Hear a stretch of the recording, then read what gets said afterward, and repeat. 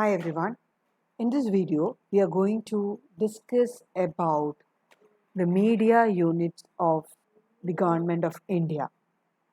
The government possesses vast information and broadcasting infrastructure that is widespread throughout the country. The monopoly role of the government to reach people with information has undergone a drastic change. Government has become one among many competing to pursue the same objective.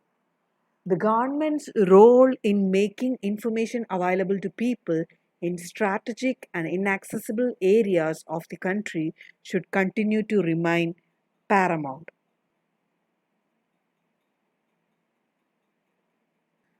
Broadly, central government media units can be categorized into the following groups: A. Film sector, B. Traditional media, C. Content creation, and D. Expansion of transmission network and digitization, mobile media that cover the whole gamut of information and broadcasting sector of the economy. The Ministry of Information and Broadcasting through the mass communication media consisting of radio, television, films, press, and print publications, advertising, and traditional modes of communication such as dance and drama plays an effective role in helping people have access to free flow of information. The ministry is involved in facilitating the entertainment needs of various age groups and focusing attention of the people on issues of national integrity, environmental protection, healthcare, and family care, eradication of illiteracy, and issues relating to women, children, minority, and other disadvantaged sections of the society. The ministry is divided into four wings, that is, the information wing, the broadcasting wing, the films wing, and the integrated finance wing. The ministry functions through its 24 media units, attached and subordinate offices, autonomous bodies, and PSUs. The first one we are going to discuss is Prasar Bharati. So you have already studied about Prasar Bharati in mass communication and broadcasting media, right? So Prasar Bharati is a public service broadcaster in the country with All India Radio and Doordarshan as its two constituents. It came into existence on 23rd November 1997 with a mandate to organize and conduct public broadcasting services to inform, educate, entertain people, and to ensure balanced development of broadcasting on radio and television.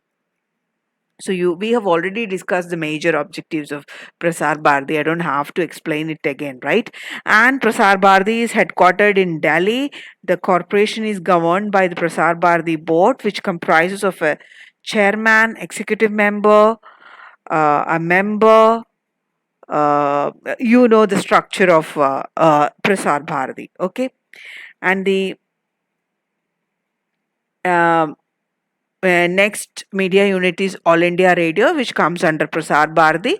And radio broadcasting started in India in the early 1920s, and the first program was broadcast in 1923 by the Radio Club of Bombay, and this was followed by setting up broadcasting services in 1927 with two privately owned transmitters at Bombay and Kolkata. And the government took over the transmitters in 1930 and started operating them under the name Indian Broadcasting Service, and it was changed to All India Radio in 1936, and it came to be known as Akashawani from 1957. And you know the structure of All India Radio, okay? And the next is Doordarshan. Okay, Doordarshan also I don't need to explain it because you have already covered it in mass communication and broadcasting media. Yes, and Doordarshan also has three-tier program services like All India Radio, that is national, regional, and local. And the emphasis is the program in the national service is on events and issues of interest to the entire nation. The programs in the regional service focus on events and issues of interest to the people of that particular state, and the local service caters to the needs of the populace living in the areas falling within the reach of a particular transmitter through area specific programs in the local languages and dialects.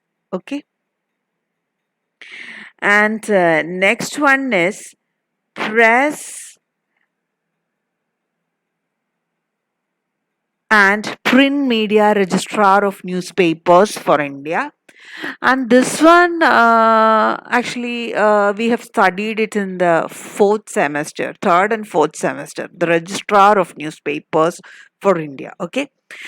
So, the office of the Registrar of the Newspapers for India came into existence on 1st July 1956 on the recommendation of the First Press Commission in 1953 and by amending the Press and Registration of Books Act of 1867. And the Registrar of Newspapers for India, commonly known as the Press Registrar, is required, all the uh, publications are required to submit an annual report to the government by 31st December every year on the status of the newspaper. And the next one is Press Information Bureau. Press Information Bureau is a nodal agency of Government of India to disseminate information to the print and electronic media on government policies, program initiatives, and achievements. So it functions as an interface between the government and the media and also serves to provide feedback to the government on people's reaction as reflected in the media.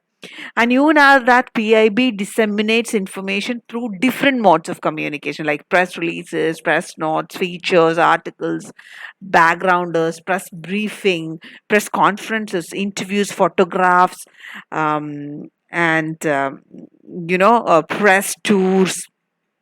So they have like a lot of they use a lot of communication tools to reach to the public out there. Okay. And PIB has its headquarters in New Delhi, and it is headed by the principal director general media and communication. Okay. And the next is Press Council of India. So you actually had I think, a long, a chapter on Press Council of India. So I'll just give you a brief thing about Press Council of India. So the Press Council is a statutory authority mandated by the Parliament to preserve the freedom of press and maintain and improve the standards of newspapers and news agencies in India. And it is an autonomous body with equal, quasi judicial authority over the authorities and press person. Okay, and you know the structure of Press Council of India. It consists of 28 members and a chairman.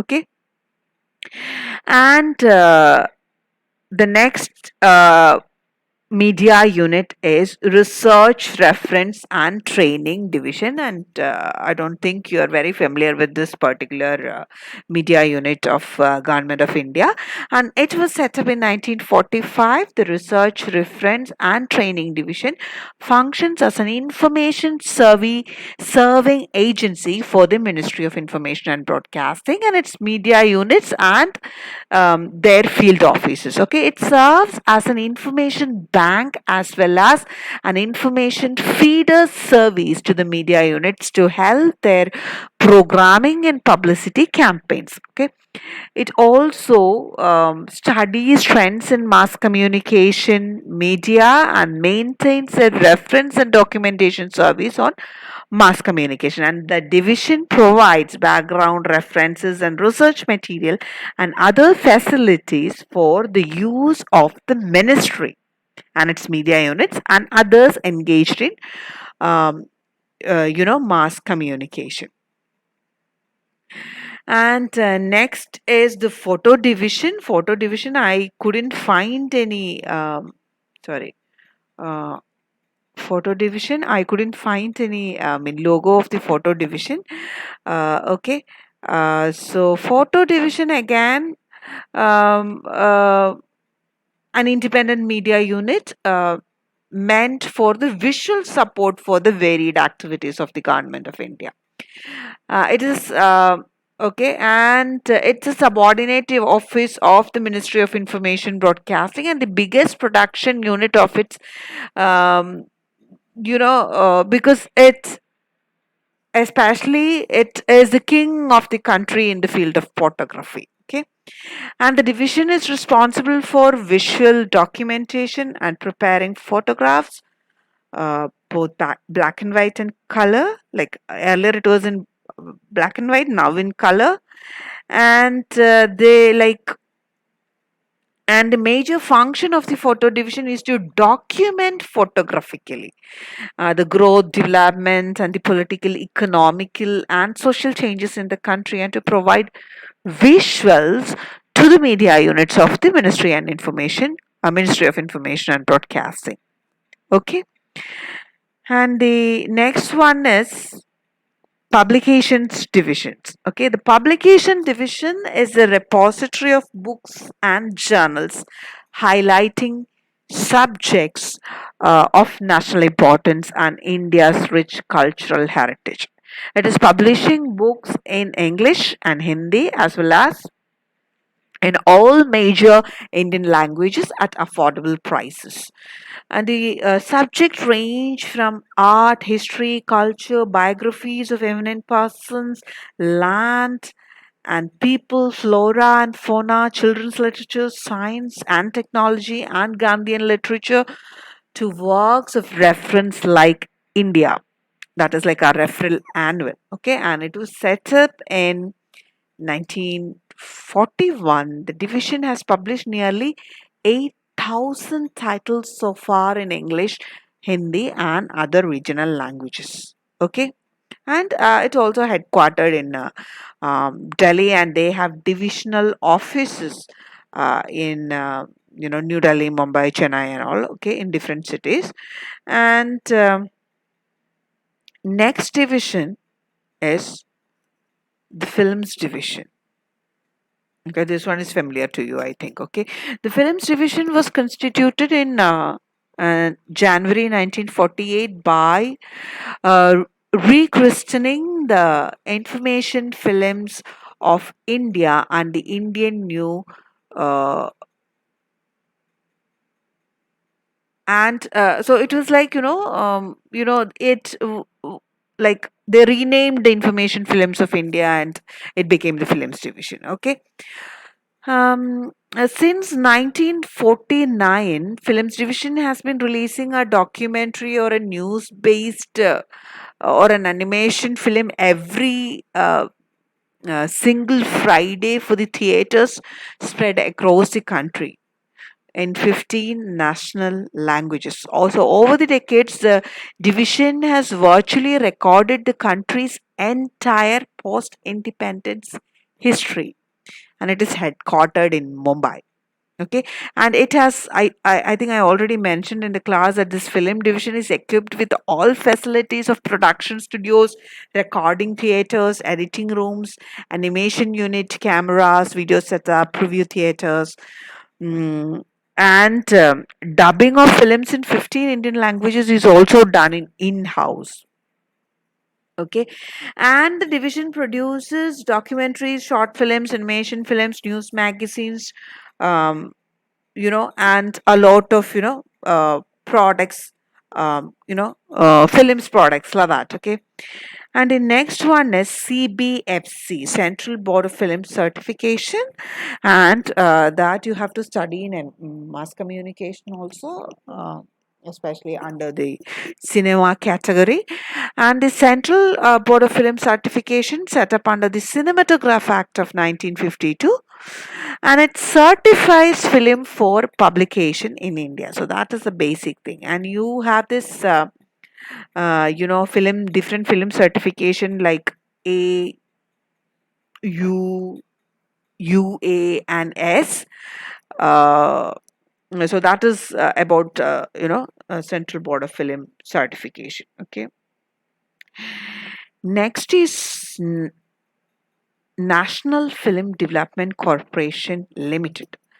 The National Film Development Corporation Limited was incorporated in 1975, and it got restructured in 1918 after the amalgamation of Indian Motion Pictures Export Corporation and Film Finance Corporation.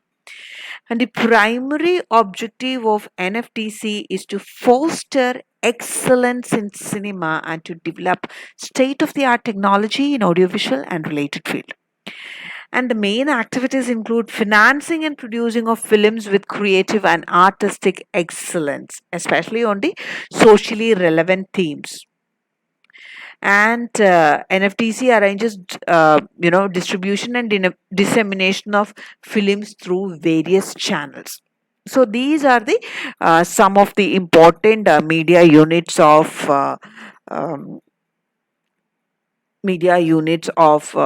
central government, and we have more that we will discuss in the next video. Thank you.